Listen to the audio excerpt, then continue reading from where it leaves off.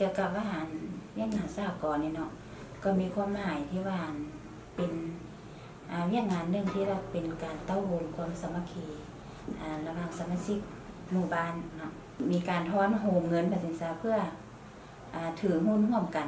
เพื่อเป็นถึงประกอบเข้าเป็นสหกรณ์คือว่าจะต่างกับธนาคารธนาคารเพิ่นจะเป็นเอาระดมเงินฝากเป็นจำนวนใหญ่เขามีจำนวนเงินน้อยจากสมาชิกผู้ที่มีรายหักต่ำทุนปัจจุบันของเราในปัจจุบันนี้มีอยู่800 กว่าล้านเนาะเอามาจากใส่800 กว่าล้านทุนเบื้องต้นของเราก็มาจากสมาชิกถือหุ้นนั้นมีอยู่127 ล้าน8เศษกว่า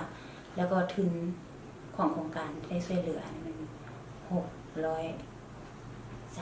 กว่าล้านในนั้นก็จะมีทุนของทุนกำไรสะสมของปี15งาน18 ล้านกว่าแล้วก็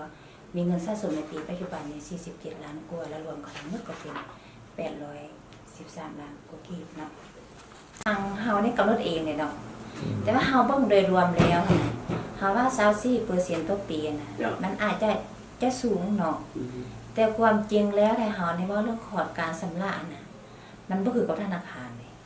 ให้เฮาชำระแบบว่าแบบผ่อนผันคันเฮามาคิดเบิ่งตัวจริงแล้วของเฮานี่มันจะดีกว่าบ่อนว่าเฮาการเล่นเอกสารเนาะเฮาก็บ่ได้เล่นแบบยาวนานแบบยุ่งยากคือกับธนาคารเนาะหลายบ่อนไปสิ้นนั่นน่ะเฮานี่มันจะสะดวกกว่าของเฮานี่ก็เป็นในองค์การจัดตั้งของบ้านเนาะเรามาหา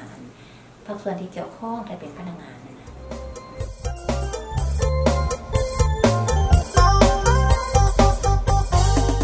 คิดว่าเงินเข้านี่มันก็หลายแต่ประมาณบางเดือนก็ยอดเหลืออยู่ธนาคารสินะ100 ไปล้านสิเฮาก็มาเบิ่งยอดเหลือของเราว่ามันหลายสินะ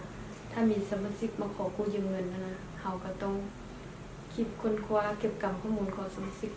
ปล่อยเงินกู้ภายในอาทิตย์นึงต้องปล่อยให้ได้สินะเฮาก็บ่อยากให้ยอดเงินเหลือหลายเพราะว่าถ้าเฮานานปล่อยนะรายได้ดอกเบี้ยเฮากลับมาใช้บริหารแล้วนะมันก็จะช้าแล้วมันก็น้อยสินะเฮาต้องยอดเหลือค้างบัญชีเงินสดก็บ่ให้เกิน10 ล้านว่ามันเป็นตามกฎระเบียบภายในของเฮาต้องบ่ให้เกินเพื่อให้มันเหลือน้อยในการที่ว่าสมาชิกมาถอนเงินฝากก่อนกูอยู่นี่3 ล้านเอาไปหัวแปลงสร้างสรรค์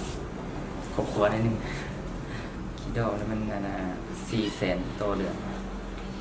เพราะว่าที่นี่มันก็มีความสะดวกเลยเพราะว่า ไปมาสะดวกแล้วกันเข้ามากับบ่มีลูกค้าที่ว่าอ้างออนไลน์